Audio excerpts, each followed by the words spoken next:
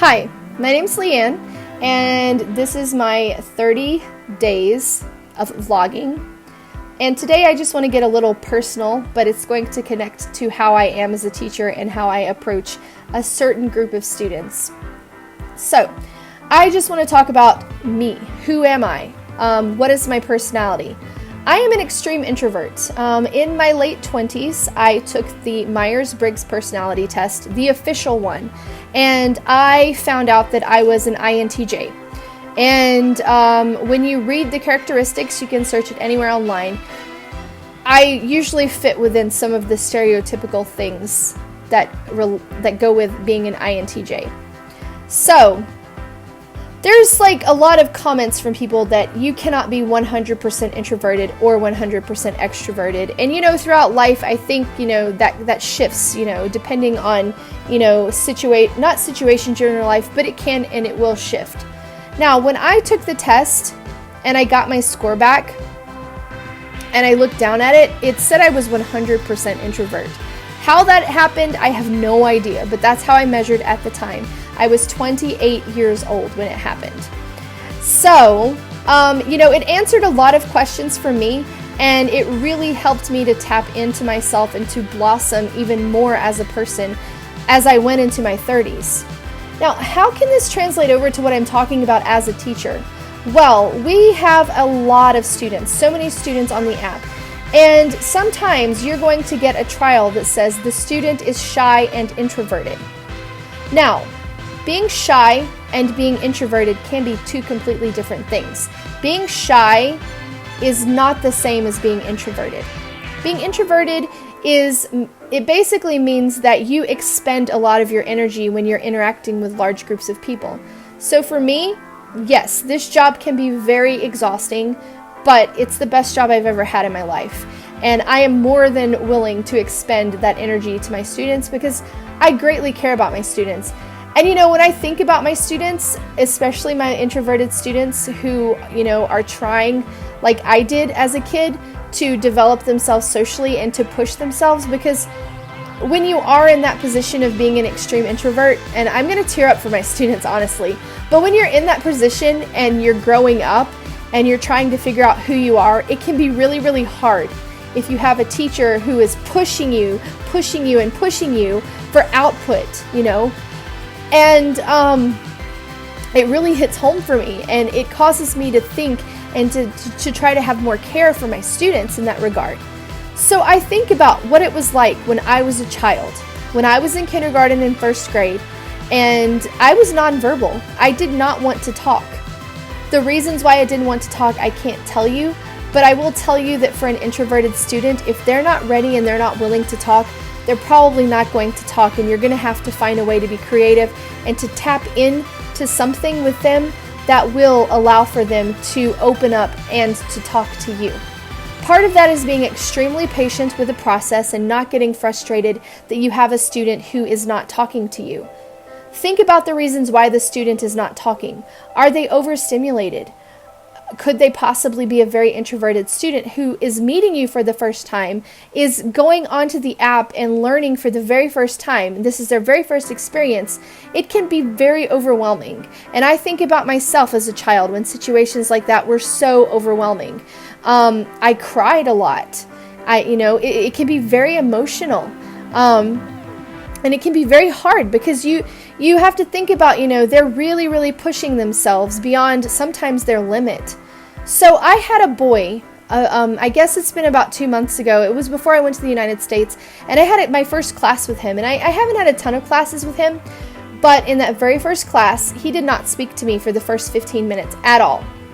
And so what I did is I just, you can't stop, okay? You can't stop and be like, well, I focused on circling for a good 8 minutes. Don't do that. Go through the course material and try the best you can, because the parent is more often than not watching, and they can replay the class and they can go over the material again. So what I did was I just tried to go through the material with a student, and by minute 18, he opened his mouth and he talked. And I teared up in class because, I thought, wow, it really hit me in the heart. And even now, like tonight I had class with him, and it's not easy for him some days when you can tell that maybe he's been a bit overstimulated, and maybe he's just expended a lot of his energy and he's wanting to pull back and not have much interaction. But I appreciate this student so much because I can see so much of myself in this student. And you think, how can you? Well, when you push forward and you make that effort to try to connect with those students, the difference in the screen no longer becomes a difference. It sometimes, to me, it feels like we're sitting in the same exact room, just talking with each other and just having class together. And that's kind of something that I aim for. I want the student to feel comfortable. We're sitting together and we're learning and we're having fun together. I am of the firm belief that learning should always be a fun experience and not something that the student feels uncomfortable about, especially if they're an introverted student. So let's talk about some things that we can do to help our introverted students. I could speak a lot more about the situation and about other students that I've come across, but I had this student at the front of my mind, and then there was a discussion in my mentor group, and I just kind of shared some of my thinking, about how I felt as a child when I was exposed to situations like this, and how I have tried to help that to connect with some of my students to better understand them. And I do have quite a number of students that are very introverted, and I like them so much. I love them. I think they are some of the smartest and brightest kids, but we have to find a way to bring that out in them. We have to find a way for them to feel comfortable with us, because in a situation where if it was a crowd for me or individuals, I would always choose individuals because it's easier for me to make that connection, and I don't have to spend nearly as much energy being sociable or developing a relationship with someone one-on-one. Let's talk about introverts first and foremost and how it can connect to our students. For introverts, they are stimulated inward. A lot of things happen internally and a lot of things happen inward. So when you're talking with a student and you ask them a question and they don't immediately answer, give them a little bit of time, because what they're doing is they are internalizing something and they're going through and kind of formulating the answer internally, and then when they're ready, they're going to say the answer or they're going to give the desired output that you are seeking. So you have to remember that about an introverted student.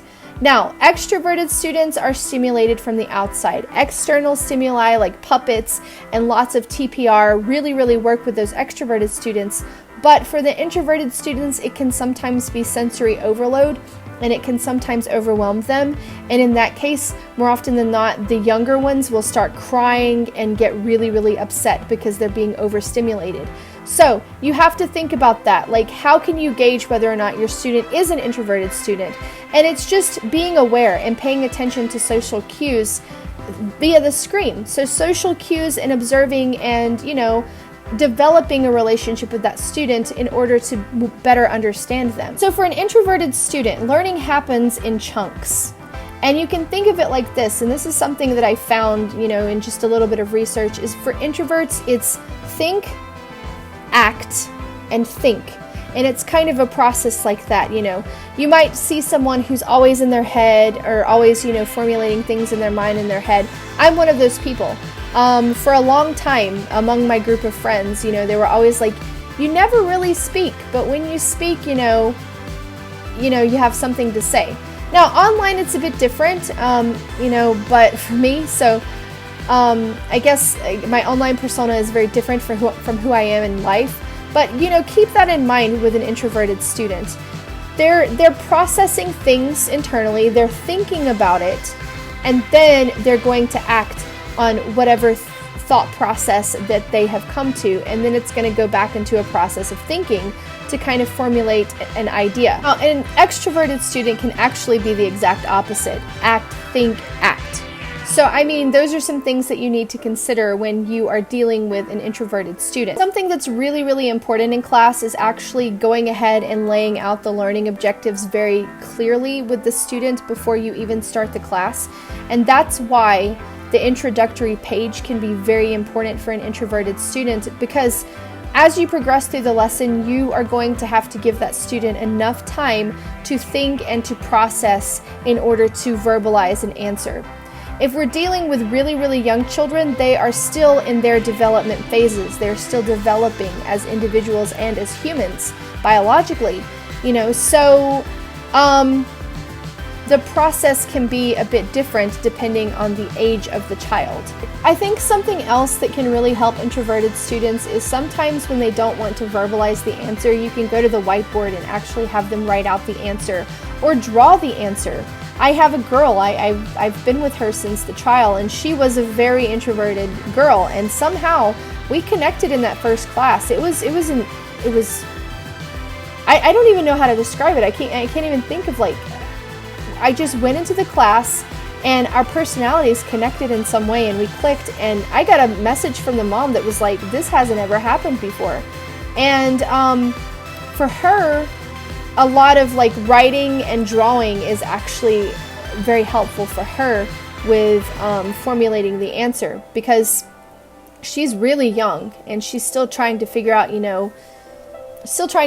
things, so to speak. It's really late at night, so I hope that I'm explaining things in kind of a way that can be understandable and not kind of all over the place, but just some things to consider. Try not to overstimulate your introverted students. Try to be patient with them and give them time to process and to think, then to act, and then so they can revert back and think again. Because for a lot of introverts, again, we internalize a lot of things. There's a lot of things going on up here that you will never know. You will never, we won't ever verbalize. But, the desired output, the answer that we're looking for, give them time to process. And another thing, if they are not speaking at all, get creative and try to get them to write the answer or to even draw the answer, because those are definitely ways that you can get them learning. And those are definitely ways where you can, the parent can feel satisfied. Now, with my boy, we did, it was quite a bit of speaking because the mom was actually really pushing her son to speak. So I tried to, get him to speak, but again, don't get angry with the situation and don't express your anger or don't change your expression, because I think that's really, really important. They can pick up on that very, very quickly. They can pick up on that energy really, really quickly. And so I would say try to keep a calm and relaxed demeanor if you can. Anyways, I hope that this gives you some insight into introverted students and, a little bit of how to deal with them. And, I shared some of my personality with you as well. So I'll see everyone tomorrow.